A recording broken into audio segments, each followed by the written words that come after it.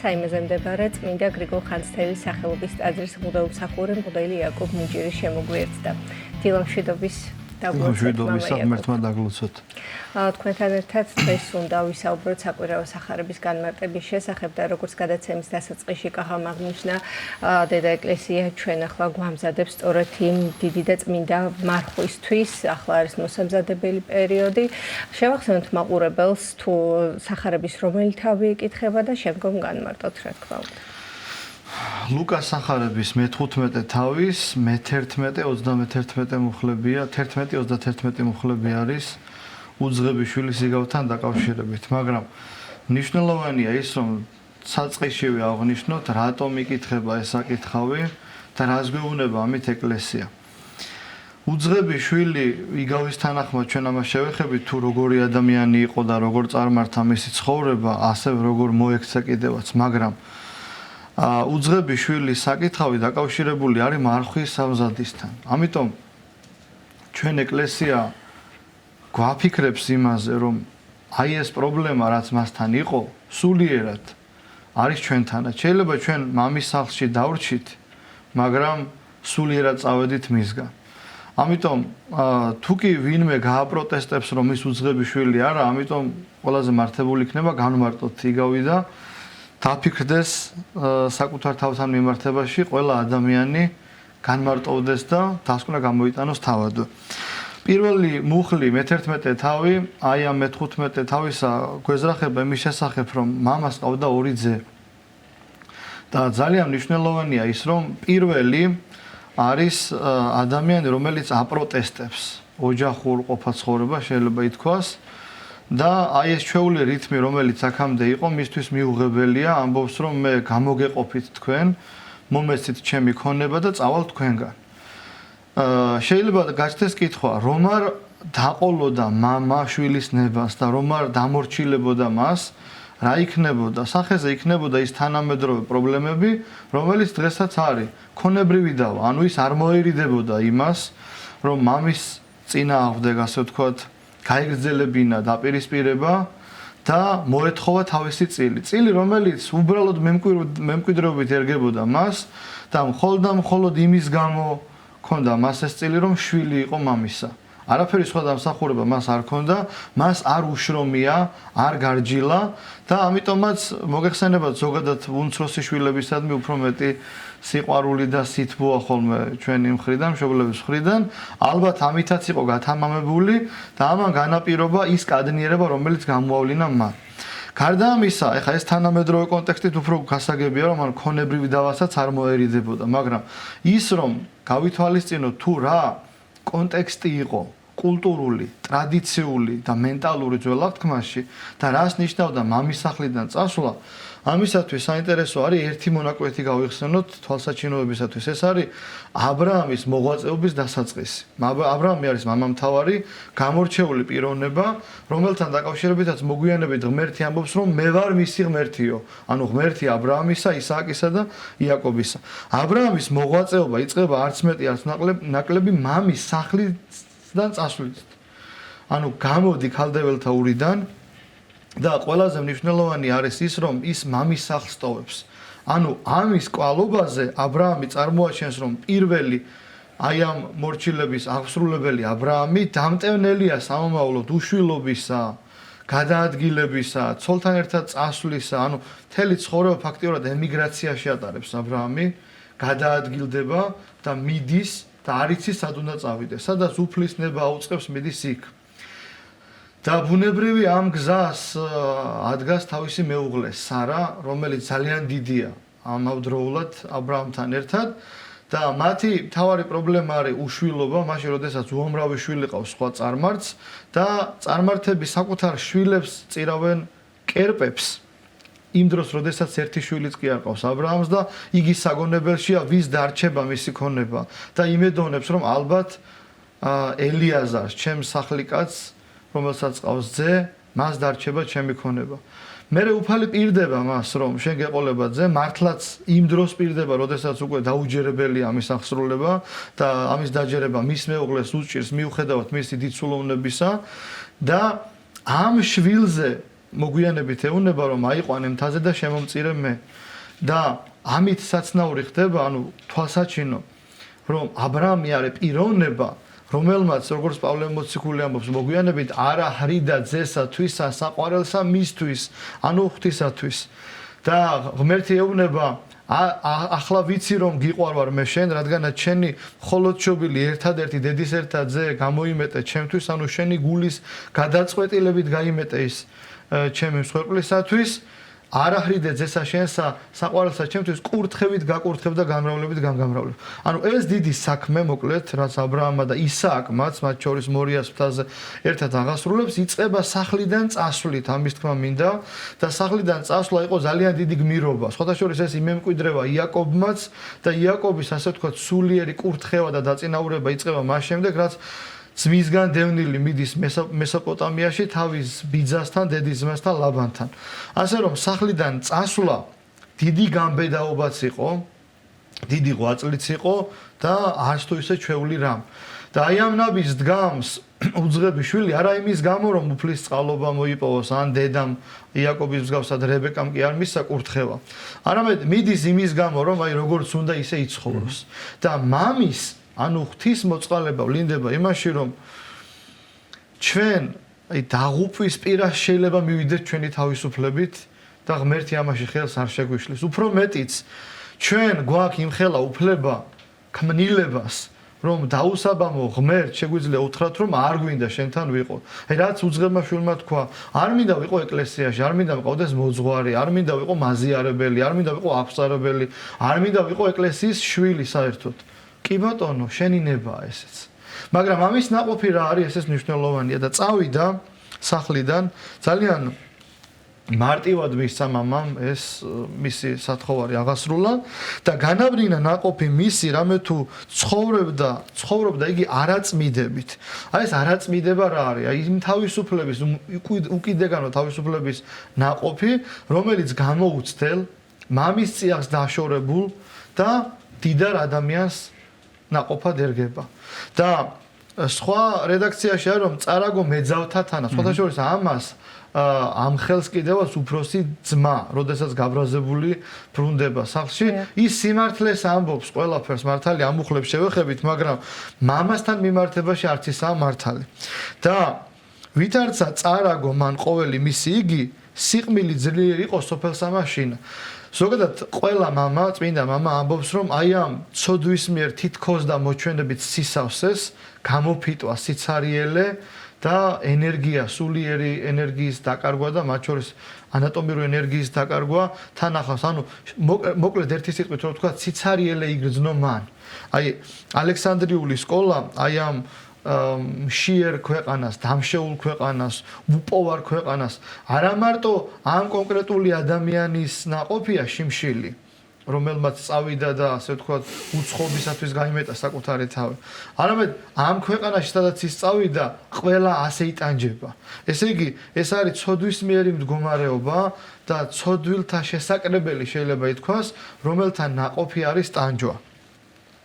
და მოვიდა და შეუდგა ერთსა მოქალაქეს. აი ეს ერთი კაცი, რომელსაც მოჯამაგირედ უდგება, ძალიან მნიშვნელოვანია ვინ არის ეს პიროვნება.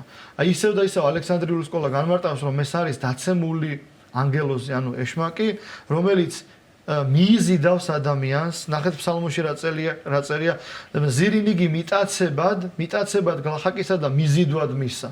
ვინც სუსტია, ვინც თუნდაც გარეგნული, ასე ვთქვათ, ბრჭყვიალებით, თუ თანამედროვეობით ვიტყვით, სპეცეფექტებით მოიხიბლება, ის ცდუნდება კიდევაც. და აი ეს მეთოდოლოგია ცდუნებისა, მას თავიდანვე ქონდა ადამიანთან მიმართებაში ამოქმედებული და ცნობად ისხის ნაყოფი იყო საამო სახილველი, პირველი რითაც მიიზიდა მან ევა და შემდეგ ადამი, იყო ის რომ კარგი სანახავი იყო. შემდეგ დააგემოვნებინა და ცოდვით დაეცა. აი ასეა სწორედ ცოდვის ქვემორე ქვედაღმავალი კიბე, რომელიც ჯერ სახილველად კარგია, მერე გემოსხილვა უჩნდება, გემოსხილვის სურვილი უჩნდება ადამიანს და ბოლოს ცარიელდება და ხედავს რომ არის შიშველი ადამიანის მსგავსად, ანუ განძარცვული საღვთო მადლისაგან. აი თეოფოროს ბერძნული სიტყვა და ღმერთშემოსილს ნიშნავს. და აი ღვთისაგან განძარცვული მდგომარეობა უკავშირდება ცოდვის მიერებას. აღოდ ამას აგიქვამს ადამიანი იმის შემდეგ, რაც აი ამ ცოდვის მიერ, ასე ვთქვათ, საცდურს არ აარიდებს თავს. და აი ამ ცოდვის მიერ ქვეყანაში, სადაც ყველა დამშეულია, ყველა სულიერ სიცარიელეს და ღვთისაგან განშორებულობას განიცდის, ისევ იმ ადგილზე რჩება და ისევ, ასე ვთქვათ, იმ ბოროტი ადამიანის მსახურებაშია. რა თქმა უნდა, ის ადამიანი არ ზრუნავს იმაზე, რომ ამ შრომით ვიღაცამ მხოლოდ ასე ვთქვათ, შრომა გაწიოს, არამედ უნდა დაამციროს ამ შრომით. ღირსებითი, ანუ აქსიოლოგიური ნაწილი შელახულია ადამიანისა და მოგეხსენებათ ღორი იგაური სახით, იმიტომ ახსენა უფალმა, რომ ღორის მსახურება, ანუ ღორის მწყემსობა, ღორის მიღება ზოგადად იყო უწმინდური საქმიანობა და ებრაელები ზოგადად ღორს არ უვლიდნენ, იმიტომ რომ კვებითი ღირებულება მათთვის ღორს არ გააჩნდა. შესაბამისად, ღორის მწყემსი ადამიანი არის უსჯულო კაცის სახე სიმბოლო და ვისაც ამდენი ღორი ყავს, რომ ვერ პატრონობს, თავადვე უსჯულოა. და აი ამ საქმიანობით, ასე ვთქვათ, კავდება ეს ადამიანი და შემდეგ არის ესეთი მდგომარეობა, რომ მას საჭმელიც კი ენატრება. ანუ ამ ღირსების დამაკნინებელ საქმეს ეწევა და ასე ვთქვათ, შრომითი კოდექსი მისი დარღვეულია. მას არ აქვს ის საარსებო მინიმუმი, რომლითაც თავს დაიკმაყოფილებს და მშიერი აღარ იქნება. და იმდენად შია, რომ გული ეტყოდა განძღებად რქისაგან ღორთასა.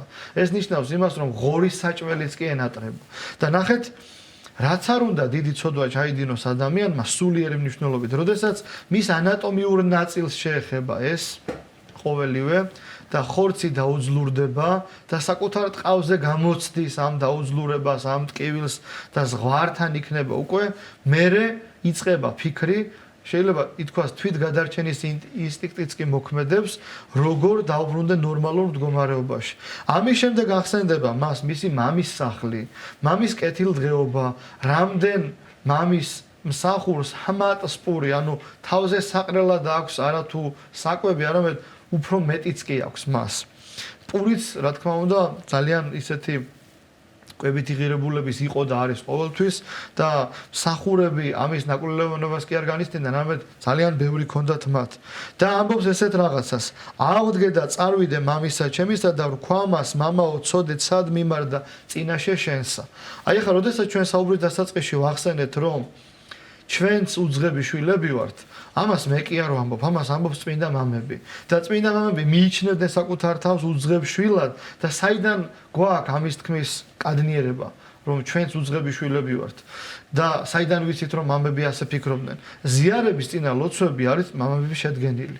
და ზიარების წინა ლოცვებში არის სწორედ აი ეს სიტყვა, ცოდე ცად მიმარდა წინაშე შენსა. ანუ ის წმინდა მამა კონკრეტული ხა ვერ ვიხსენებ, რომელ ლოცვაში არის და რომელი მამის ავტორობით არის კონკრეტულად, მაგრამ ის წმინდა მამა მიიჩნევს, რომ უძღები შვილია თავადვე და ეკლესიამ დაგვიდგინა ჩვენ ეს კანონად, რომ აი ასე მოემზადე შენ ზიარებისათვის და საკუთარი თავი მიიჩნიე ცოდვილად. პავლე მოციქულის სიტყვებიც არის ზიარების წინა ლოცვებში, რომ ცოდვილთა შორის პირველი მე ვარ. მართალია მე არც უძღები შვილი არ მგონია ჩემი თავი გულის სიღრმეში. არც ის რომ მით უმეტეს პირველი ვიყო ცოდვილთა შორის, გულახდილად რომ თქვათ. და რაც სხვა სიტყვებია ნახსენები, რომ არც ცრემლით წარუდგარ ვარ ღვთის წინაშე, მაგრამ ასე უნდა ვიყო მე. აი ესეთი სულიერი მდგომარეობა უნდა მქონდეს. და როდესაც ვეზიარები და ეს მდგომარეობა არ მაქვს, ეს მაინც მამდაბლებს, რომ არც ცრემლი მაქვს, არც უძღებად მივიჩნევ საკუთარ თავს და არც პირველი არ ვარ ცოდვილთა შორის. აი გულის სიღრმეში მე აი გულახდილად რო თქვა საჯაროდ ვამბობ, მე არ მგონია ჩემი თავი ასეთი. და აი ეს მაწუხებს, რომ ასე თუ ფიქრობ და პავლე მოციქული, მე რატომ არ ვფიქრობ ასე. და მიუხედავად ამისა, მე უნდა ვეზიარებოდი ასე მდგომარეობაში. იმიტომ კი არ ვეზიარები, რომ მე ასე ვთქვათ, რაღაცა სინანულის ორდენი გადმომეცემა, სიგელი და ამის კვალობაზე მე გავხდები ღირსი ზიარებისა. არამედ დიდხან შენი წმინდა ზიარებისგან განშორებული, უფრო ადვილად მოსანადირებელი ვიქნები გონიერი მგელისგან, ანუ ეშმაკისგან და წარმიტაცებს და ადვილად მაცდუნებს მე. და როგორც ის შეეხო შენ წმინდასის და ხორცს თუ შენი სამოსლის ბოლოს, ამის მსგავსად მოვალ შენთან საზიარებლად, რომ უფრო ცუდ მდგომარეობაში აღარ აღმოჩნდე მე. აი ეს არის მიზეზი. რის გამო ვეზიარები მიუხედავად აი ამ უღირსების განცდის არ ქონისა. და შემდეგ არის ძალიან მნიშვნელოვანი. როდესაც ბრუნდება ის, ასე თქვა, დაგეგმა საკუთარ თავში, როგორ უნდა მივიდეს და ითხოვო შენდობა და ჭეშმარიტი სინანული მისი ვლინდება იმაში, რომ მას პრეტენზია კი აღარ ექნება, რომ რაღაც ქონება კიდევ მიიღოს და ასე თქვა, ერთ-ერთი შვილის ღირსება მიიღოს მან. შენი შვილობის ღირსიც კი აღარ ვარ, ვეტყვიო მამა ჩემსო და ვეტყვიო, რომ ერთ-ერთი მსახურთაქანი ვიყო შენ სახლში, ოღონდ შენ წიაღში ვიყო. აი ეს არის ძალიან დიდი ასე ვთქვათ, სინანულის ნაყოფი, როდესაც ადამიანი ბრუნდება ეკლესიაში, თუ კი მას ეკლესიური ცხოვრების გამოცდილება აქვს, თუ მას გალობა მოусმენია, თუ მას საკმევლის სუნი უყვარს, ანუ ძალიან ბევრი რამ ეკლესიურ ადამიანებს, როდესაც დაშორებიან ეკლესიას, მონატრებია ელემენტარული რამ, საკმევლის სუნი, კეთილხმიანება საგალობლისა, მონატრებია დაუშვათ რაღაც სეფისკვერის გემო, არა იმის გამო, რომ მას დაუშვათ სეფისკვერს ისედაც იყიდა ეკლესიაში არ მოვიდო მაგრამ აი ეს მამის წიაღი, ანუ ეკლესია ენატრება მას. და როდესაც ბრუნდებიან და ვეუბნებით რომ გაზიარებ, ისინი ამბობენ რომ ამის ღირსი არ ვარ, უკვირთ, გაოცებულები არიან. და აი ეს დამოკიდებულება უნდა ქონდეს სასულიერო პირს, თუ მომაკვდინებელი ცოდვა არ აქვს და თუ ისეთ მდგომარეობაში არ არის, რომ უფრო დასაჯელი იქნება მისი ზიარება, ასე მალე ზიარება ამდენი წყვეტის, ამხელა ჩავარდნის შემდეგ, მამის მაგალითი გვაძლევს ამას. მამის მაგალითია და ასევე მამა მას პირვანდელ პატივში აბრუნებს. და ნახეთ რას ამბობს, რქვა მამამან მისმან მსახურთა მისთა. მოიღეთ სამოსელი პირველი და შეაცუთ მას ბეჭედი ხელთა მისთა და ხამლი ფერხთა მისთა. ანუ ისევე თივე პატივში აღადგინეთ, როგორიც მას უნდა ქონოდა ძეობილობის დროს და ისეთი, რომელიც მას ქონდა სახლიდან წასვლამდე. და საუკეთესოს კლავს, ანუ ზვარაქს ჭამებულს და ამბობს მიზეს რა არის სიხარული ამ სიხარულის მიზეზი. რამე თუ ძეესე ჩემი მომკვდარი იყო და გაცოცხლდა, წარწმედული იყო და იპოვა. სულიერად მკვდარი იყო და ფიზიკურად დაკარგული და მიბრუნდა და ამის გამო მე მართებს რომ ვიხარებდე. აი ამის შემდეგ მოდის უფროსი ძე. უფროსი ძე, რომელიც არის მოწესრიგებული, რომელსაც არასოდეს არ გაუპროტესტებია, არ მოუთხოვია ქონება, არ შეუქმნია მამისათვის პრობლემა, არ ყოფილა პრობლემური შვილი, მაგრამ ბრუნდება და ამბობს, ანუ ინტერესდება იმით თუ რა მოხდა სახლში, რას ზეიმობენ. და მსახური ეუბნება რომ შენი ძმა დაბრუნდა. ანუ პირველი ადამიანური ღირებულები და კატეგორიით მას უნდა უხაროდეს რომ მისი ძმა დაბრუნდა. და ის იწყებს ცივი გონებით განსჯას აი ამ მოვლენისა. და რას დღესასწაულობს მამაჩემი იმ ძის დაბრუნებას, რომელმაც მეძავთათანაც არ აგო მისი ქონება და მე დავავიწყდი, რომელიც მთელი ცხოვრება მსახურობდი მას, ვემსახურებოდი და ერთი თიკანიც კი არ მომეციო მამას ეუნება, რომ ჩემ მეგობრებთან ერთად მე მეელხინა და მე დღესასწაულა. მამა იგივეს ამბობს ძესთანაც, რაც ასე ვთქვათ, ძირითადი მიზეზია ლხინისა, რომ ჩემი ძე დაკარგული იყო და ვიპოვე, წარწმედული იყო და დაბრუნდა. და ნახეთ რას ეუბნება, შვილო, შენ მარადის ჩემთან ახარ. მაგრამ ეს ნახეთ რას ნიშნავს, მამის წიაღში ფიზიკურად მყოფობა არ ნიშნავს რომ მამასთან არის. ანუ აღსარებელი და მაზიარებელი ადამიანი, რომელიც მოწესრიგებულია და მღვდელი, რომელიც მწირველია, არ ნიშნავს იმას, რომ შეიძლება პრობლემა არ გამოავლინოს მას და მან და ეკლესიას პრობლემა არ შეუქმნას. იმიტომ რომ ეს არის გარეგნული მხარე და შინაგანი მხოლოდ ღვთისათვის არის საცნაური. შეიძლება მე გარედან მოწესრიგებული ვიყო, ანუ შეკაზმული და მოპირკეთებული საფლავების მსგავსად, როგორც უფალი ამხელს ფარისევლებს და მწიგნობრებს და შიგნით ვიყო სავსე არაწმიდებით. ან მგელი ვიყო ცხრის ტყავში. ამიტომ ეს მდგომარეობა, უფროსი ძის მდგომარეობა არანაკლებ დასაფიქრებელია ვიდრე ძის მდგომარეობა. იმიტომ რომ ის სიმართლით ყველაფერს ამბობს. რასაც ამბობს, არაფერია გადამეტებულია, უტრირებული და ასე ვთქვათ, ცილის წამებითი მით უმეტეს. მაგრამ რაც მან თქვა, პირველ რიგში უნდა დადუმებულიყო იმის გამო, რომ მამის წიაღში მყოფი ადამიანი ასე ვერ იქცევა. და მამას ასე ვერ ელაპარაკება. და მეორე, საკუთარი ძმა უყვარს, გვერდით მდგომი მისი ხორციელი ძმა, რომელიც დაკარგული იყო და დაბრუნდა. მასაც უნდა ეთქვა, რომ ნეტა აქ ყოფილიყავი, ნეტა მსახურის ნაცვლად ის ზვარაკიჭამებული მე დამეკლა. ამ ლხინის სამზადისში თანამონაწილე ყოფილიყავი, როგორ მოვაკლდი ამას. აი პირველივე წუთიდან ჩემი ძმის გამოჩენისა მინდოდა ყოფილიყავი იქ, მაგრამ ამას არ ამბობს. და ძალიან მნიშვნელოვანია ის, რომელიც მე გამომჩა მამის მოწყალებასთან მიმართებაში, რომ როდესაც სახლის კართან ზღურბლთან მომდგარი უძღები შვილი დაინახა მამამ, კი არ დაელოდა რომ მოსულიყო. სხვადასხვა რემბრანდტ ვან რეინს აქვს დახატული ეს ძალიან ცნობილი ფერწერული ტილო, დახეთქილი ქუსლები ჩანს ძის. ანუ ძის სახე არ ჩანს. ასე ვთქვათ, მონანული პოზა, მუხლმოდრეკილია მამის წინაშე. და მისი ტანჯვა იმ უღმერთო ქალაქში აისახება მისავე სხეულზე, გამხდარია, ფეხსაცმელი არაცვია, უპატიოდ შემოსილია და დაჩაჩანაკებულია შეიძლება ითქვას. მაგრამ მამა მას ეხვევა და ქედზე მოხვეული, ანუ კისერზე კოცნის და ქედ დახრილია მის წინაშე. და მნიშვნელოვანია ის, რომ არ ელოდება მის მოსვლას. ანუ მამა თავადვე სწრაფობს, რომ მივიდეს მასთან და უფრო ადრე მიახლა მას. და არც ათქმევინა ეს ყოველი, რა თქმა უნდა, მან თქვა ეს, მაგრამ არ ათქმევინა ნიშნავს იმას, რომ აი ბოდიში მომიხადოს და შეურიგდები, ეს განწყობა კი არ ქონდა მამას. მამისთვის საკმარის იყო შვილის დაბრუნება. და ეს იყო მეორედ დაბადების ტოლფასი მისთვის. და რა თქმა უნდა, უადგილოა ის ემოცია ამის ფონზე კიდევ ერთხელ, რომელიც გამოავლინა ძემ.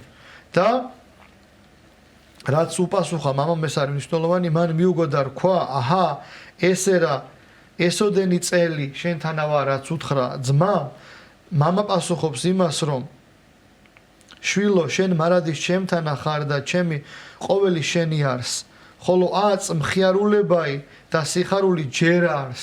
ანუ მიანიშნებს, რომ ნუ თუ ვერ ხედავ, რომ შენც უნდა გიხაროდეს, შენც ამ სიხარულის თანაზიარი უნდა იყო და რატომ გიჭირს, რატომ ჯიუტდები ამ სიხარულის წინაშე. მამის მდგომარეობა ძალიან ტკივნეულია. ნახეთ, ერთი ჭრილობა მოშუშთა, ის წარწმედული და დაკარგული შვილი დაბრუნდა და თავის თავს მოეგო, ანუ დაინახა საკუთარი თავი და თურმე ეს წყნარი მორჩილი და მამის წიაღში მყოფი შვილი არანაკლები პრობლემა ყოფილა. და ჩვენ წინა კვირას კვირის სახარება მოვისმინეთ იყო მეზვერისა და ფარისევლის კვირა. იმიგავი ესეც ლუკას სახარება და იმიგავის დასკვნის სახით უფალი ამბობს, რომ ის განმართლებული წარმოვიდა, ხოლო ის არ იყო მართალი. ეს იგავი ისე მთავრდება, რომ დასკვნის სახით უფალი არაფერს არ ამბობს. ანუ აქ უფრო მეტი სააზროვნო არეალი გვეძლევა ჩვენ და დავფიქრდეთ, ვინ ვართ ჩვენ. სინამდვილეში ჩვენ უძღები შვილებიც ვართ და უფროსი ძეებიც ვართ. ძალიან ხშირად. ძალიან ხშირად და პარალელები შეიძლება გავავლოთ, არაერთხელ გვსმენია ვთქვათ და შეიძლება შემსწრებს ყოფილვართ იმის, რომ ადამიანი, რომელიც უფრო ხშირადად ის ტაძარში შეიძლება მაზიარებელიც იყოს და ასე შემდეგ, მას არაერთხელ მიუთითებია ვთქვათ იმ ადამიანის მიმართ, რომლის ცოდვების შესახებ უფრო საჯაროდ არის ინფორმაცია ვთქვათ გავრცელებული და როგორ გაბედა, როგორ მოვიდა ტაძარში და ისიც უნდა ეზიაროს და მეც უნდა ეზიარო და მივიახლო უფალს და დიახ სწორად აღნიშნეთ. ბოლოს ამასთანავე შევეცდა ერთ-ერთ ტაძარში არდავასახელებსა და ერთ-ერთ ძალიან ცნობილი ადამიანი, რომელიც ადის და ვიღაც ქალი გამოუდგა და შენ აქ რა გინდა, შენ ის არ ახარ, შენ ესკენი ერთი ამბავი ატყავს ჩუალ ლოცვაზე. ნუ იმ ადამიანო დაითმინა. არ ვიცით არც ცოდვები და არც სიმართლე ცილისაა, მაგრამ ეკლესია ამისთვისაა, რაც ახლა ნათელი მაგალითია, რომ თუ ძალიან ცოდვილი ვარ და მოვედი, ამიტომ ინა ეკლესია ზუსტადაც. და თუ არ აბზანეთ როგორ უნდა მიიღოს დელმა ეს კარგი პარალელი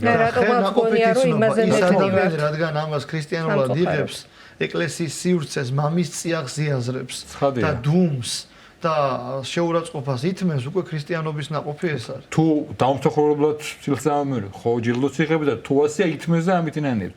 და მამა ეკო აი რეზიუმესავით ჩვენ სრულდება ჩვენი საუბარი, რადგან ვიძახით რომ ყოველთვის უძღები შვილის კვირა სპეციალურად დადგენილია ამ მოსამზადებელ პერიოდში მარხვის წინ რას გვეუბნება ამით წმინდა ეკლესია რას გვამზადებს სამარხოდ რომ დასკვნის სახით რომ თქვა უძღების შვილიც ვარ და უფროსი ძეც ვარ და რომ ამას გასახანი არ მივცეთ ჩვენ თავში და თუ კი ეკლესიის წიაღში ვარ არ მივიდრიკო უფროსი ძეობისკენ რომ თვითკმაყოფილი ვიყო და ბოლოს არანაკლებ პრობლემური აღმოჩნდე უძღებ შვილზე და თუ უძღების შვილი ვარ დაუბრუნდე და აი ამ ჩემი გეგმარების მიუხედავად უპირობოდ მე მიღებს მამა.